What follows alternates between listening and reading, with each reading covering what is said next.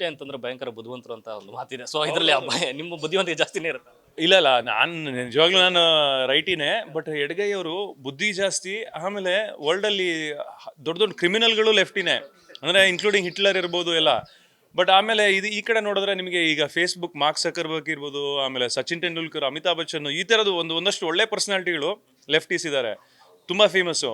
ಹಂಗೆ ಒಂದಷ್ಟು ಕ್ರಿಮಿನಲ್ಗಳು ಲೆಫ್ಟೀಸೇ.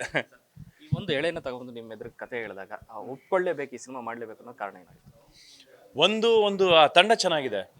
ನಮ್ಮ ಗುರುಗಾಣಿಗ ಇರ್ಬೋದು, ಅವರು ಕೂಡ ಒಳ್ಳೆ ಸಿನಿಮಾನ ಮಾಡಿದ್ದಾರೆ. ಅಂಬಿ ನಿಮ್ಗೆ ವಯಸ್ಸಾಗಿಲ್ಲ ಅಂತ ಅವರು ಬೆನ್ನೆಲುಬಾಗಿ ನಿಂತು ಈ ಸಿನಿಮಾನ ಮಾಡಿಸಿದ್ದಾರೆ. ಜೊತೆಗೆ ಸಮರ್ಥ್ ಅವರು ಫಸ್ಟ್ ಟೈಮ್ ಡೈರೆಕ್ಷನ್ ಆದರೂ ಅವರು ಸಾಕಷ್ಟು ಪ್ರೊಡಕ್ಷನ್ ಹೌಸಲ್ಲೆಲ್ಲ ಕೆಲಸ ಮಾಡಿದ್ದಾರೆ, ಹಿಂದಿಲೆಲ್ಲ ಕೆಲಸ ಮಾಡಿದ್ದಾರೆ.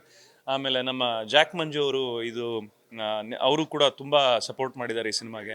ಸೊ ಒಂದು ಒಳ್ಳೆ ಟೀಮ್ ಇದ್ದಾಗ ನನಗೆ ಗೊತ್ತು ಒಂದು ಸಿನಿಮಾ ಒಳ್ಳೆದಾಗೆ ಮೂಡಿ ಬರುತ್ತೆ ಅಂತ. ಸೊ ಹಾಗಾಗಿ ಈ ಸಿನಿಮಾನ ಒಪ್ಕೊಂಡೆ. ಲೆಫ್ಟ್ ಇಟ್ಕೊಂಡೆ ಸಿನಿಮಾ ಪೂರ್ತಿ ಮಾಡೋದ್ರಿಂದ ಒಂದಷ್ಟು ಕನ್ಫ್ಯೂಷನ್ ಆಗುತ್ತೆ. ಸಡನ್ ಆಗಿ ಯಾವುದೋ ಒಂದು ಶಾರ್ಟಲ್ಲಿ ಉಲ್ಟಾ ಪಲ್ಟಾ ಆಗಿರುತ್ತೆ. ಸೊ ಆ ಥರದಿಂದ ಆಗಿದೆಯಾ ಸಾಧ್ಯತೆಗಳು? ನಾನು ಯಾವುದೋ ಒಂದು ಬ್ಯೂಟಿಫುಲ್ ಟೇಕ್ ಕೊಟ್ಟಿರ್ತೀನಿ, ಅದಾದ ಮೇಲೆ ನಾವು ಮಾನಿಟ್ರಲ್ಲಿ ಕೂತ್ಕೊಂಡು ನೋಡ್ತೀವಲ್ಲ ಹೆಂಗೆ ಬಂದಿದೆ ಟೇಕು ಅಂತ. ಅಲ್ಲಿ ನೋಡಿದ್ರೆ ಲೆಫ್ಟ್ ಹ್ಯಾಂಡ್ ಯೂಸ್ ಮಾಡಿರಲ್ಲ, ರೈಟ್ ಹ್ಯಾಂಡ್ ಯೂಸ್ ಮಾಡಿರ್ತೀನಿ. ಆಮೇಲೆ ಮತ್ತೆ ಆ ರೀಟೇಕ್ ಮಾಡಬೇಕು ಇಡೀ ಆ ಶಾರ್ಟನ್ನ. ಸೊ ಈ ಸಿನಿಮಾದಲ್ಲಿ ಹೇಗೆ ಅಂದರೆ ಎಲ್ಲ ಶಾರ್ಟು ಲಾಂಗ್ ಶಾರ್ಟ್ ಕಂಪೋಸ್ ಮಾಡಿದ್ದಾರೆ. ಆ ಥರ ಅಭಿ ಅಂತ ನಮ್ಮ ಕ್ಯಾಮ್ರಾಮನ್ನು ಅವರು ಸೂಪರಾಗಿ ಮಾಡಿದ್ದಾರೆ. ಅದರಲ್ಲೂ ಕೂಡ ಅಷ್ಟೇ, ನಾವು ಯಾವುದೋ ದೊಡ್ಡ ಶಾರ್ಟ್ ತೆಗ್ದಿರ್ತೀವಿ, ಆಮೇಲೆ ನೋಡಿದ್ರೆ ಶೇಟ್ ಇವನು ಬಲ್ಗೈ ಯೂಸ್ ಮಾಡಿದ್ದಾನೆ, ಇಲ್ಲ ಎಡಗೈ ಯೂಸ್ ಮಾಡಬೇಕಾಗಿತ್ತು ಅಂತ ಮತ್ತೆ ರೀಟೇಕ್. ಆ ಥರ ಸುಮಾರು ಆಯಿತು. ಮನೆಗೆ ಬಂದಾಗ ಆ ಥರದೊಂದು ಸ್ವಭಾವ ಅಂತಂದರೆ ಹ್ಯಾಬಿಟ್ ಬಂದ್ಬಿಟ್ಟಿತ್ತು ಲೆಫ್ಟ್ ಹ್ಯಾಂಡ್, ಅಂದರೆ ಆ ಕಾರ್ ಓಡಿಸೋಲ್ಲಿ ಮತ್ತೊಂದಾಗಲಿ ಆ ಸಂದರ್ಭಗಳಲ್ಲಿ? ಅಲ್ಲ, ನಾನೇ ಟ್ರೈ ಮಾಡ್ತಾ ಇದ್ದೆ. ಅಂದರೆ ಮನೆಗೆ ಬಂದಮೇಲೂ ಆದಷ್ಟು ಎಡಗೈನ ಯೂಸ್ ಮಾಡೋದಕ್ಕೆ, ಯಾಕೆಂದರೆ ನನಗೆ ಅದು ಹೆಲ್ಪ್ ಆಗುತ್ತೆ. ಮೂವಿ ನಾವು ಶಾರ್ಟ್ ತೆಗಿಬೇಕಾದ್ರೆ ಅದು ಹೆಲ್ಪ್ ಆಗುತ್ತೆ ಅಂತ ಆ ಥರ ಒಂದಷ್ಟು ಮಾಡಿದ್ದೀನಿ. ಅಂದರೆ ನಾವು ಸೆಟ್ಟಲ್ಲಿ ಊಟ ಮಾಡಬೇಕಾದ್ರೂ ಅಷ್ಟೇ, ಸ್ಪೂನಲ್ಲಿ ಊಟ ಮಾಡೋದಾದ್ರೆ ಲೆಫ್ಟ್ ಹ್ಯಾಂಡಲ್ಲೇ ಊಟ ಮಾಡ್ತಾ ಇದ್ದೆ. ಸೊ ಈ ಥರದ್ದೆಲ್ಲ ಒಂದಷ್ಟು ನಾನು ಅಲ್ಲೇ ಟ್ರೈ ಮಾಡಿದೆ. ಮನೆಗೆ ಬಂದಾಗಲೂ ಹಾಗೆ ಮಾಡ್ತಾ ಇದ್ದೆ. ಒಂದ್ಸತಿ ಮರ್ತೋಗ್ಬಿಡೋದು. ಬ್ಯಾಚುಲರ್ ಪಾರ್ಟಿ ಸಿನಿಮಾದ ಕಂಟೆಂಟ್ ಅದ್ಭುತವಾಗಿ ಬಂದಿದೆ. ಯೋಗಿ ಅವ್ರ ಜೊತೆ ಮೊದಲ ಬಾರಿಗೆ ಕಾಂಬಿನೇಷನಲ್ಲಿ ಮಾಡ್ತೀವಿ.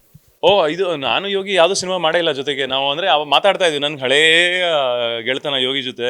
ಸೊ ನಾನು ಮಾತಾಡ್ತಾ ಇದ್ದೆ, ಮತ್ತೆ ನಾನು ಒಂದು ಮೂವಿ ಮಾಡೋಣ ಅಂತ. ನಾವು 2-3 ಸಬ್ಜೆಕ್ಟ್ ಕೂಡ ಡಿಸ್ಕಸ್ ಮಾಡಿದ್ವಿ, ಬಟ್ ಅದು ಯಾವತ್ತೂ ಅದು ಏನು ಬೆಳಕು ಕಾಣಲೇ ಇಲ್ಲ ಆ ಸಬ್ಜೆಕ್ಟ್ಗಳು. ಸೊ ಇದು ಬಂದಾಗ ನನಗೂ ಖುಷಿ ಆಯಿತು, ನಾನು ಯೋಗಿ ಮಾಡ್ತಾ ಇದ್ದೀವಿ ಅಂತ. ನಮ್ಮಿಬ್ರು ಕಾಂಬಿನೇಷನ್ ಕೂಡ ಅದು ತುಂಬ ಚೆನ್ನಾಗಿ ವರ್ಕೌಟ್ ಆಗಿದೆ. ನಾವು ಸಿನಿಮಾ ನೋಡಿದ್ವಲ್ಲ, ಚೆನ್ನಾಗಿ ವರ್ಕೌಟ್ ಆಗಿದೆ, ಜನಕ್ಕೂ ಇಷ್ಟ ಆಗುತ್ತೆ ಅಂತ ನಾನು ಅಂದ್ಕೊಂಡಿದ್ದೀನಿ. ಬಟ್ ಒಂದು ಮಜವಾಗಿರೋ ಒಂದು ಕತೆ, ನಿರ್ದೇಶನ ಕೂಡ ತುಂಬ ಚೆನ್ನಾಗಿ ಮಾಡಿದ್ದಾರೆ ಅಭಿಯವರು. ಆಮೇಲೆ ರಕ್ಷಿತ್ ಶೆಟ್ಟಿ ಅವರು ಪ್ರೊಡ್ಯೂಸ್ ಮಾಡಿದ್ದಾರೆ. ಸೊ ಎಲ್ಲ ಅದು ಕೂಡ ಒಂದು ಒಳ್ಳೆ ಟೀಮೇ ಅದು. ಕೊನೆಯದಾಗಿ ಈಗ ಇಂಡಸ್ಟ್ರಿಯಲ್ಲಿ ಸಾಕಷ್ಟು ಕೊಲಾಬ್ರೇಷನ್ ಸಿನಿಮಾಗಳು ಬರ್ತಾರೆ, ಮೀನ್ಸ್ ದೊಡ್ಡ ದೊಡ್ಡ ಮಲ್ಟಿ ಸ್ಟಾರ್ ಸಿನಿಮಾಗಳಾಗ.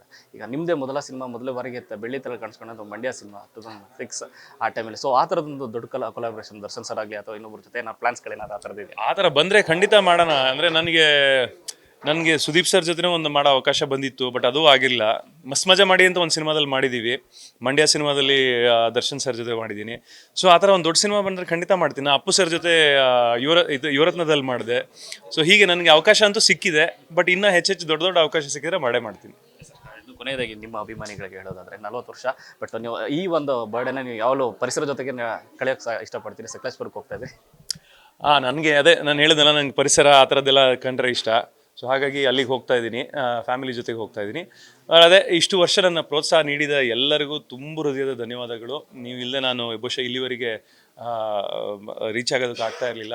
ಸೊ ನಿಮಗೆಲ್ಲರಿಗೂ ಥ್ಯಾಂಕ್ಸ್ ಹೇಳೋಕ್ಕೆ ಇಷ್ಟಪಡ್ತೀನಿ. ಇನ್ನು ಮುಂದೆನೂ ಕೂಡ ನನ್ನ ಸಿನಿಮಾಗಳು ಒಳ್ಳೇದಿದ್ರೆ ಒಳ್ಳೇದಿದೆ ಅಂಥೇಳಿ, ಒಳ್ಳೇದಿಲ್ಲ ಅಂದರೆ ಒಳ್ಳೇದಿಲ್ಲ ಅಂಥೇಳಿ, ಬಟ್ ಆನೆಸ್ಟ್ ಪ್ರೋತ್ಸಾಹ ಇರಲಿ. ನೆನಪೇ ಬರ್ತೀನಿ. Thank you.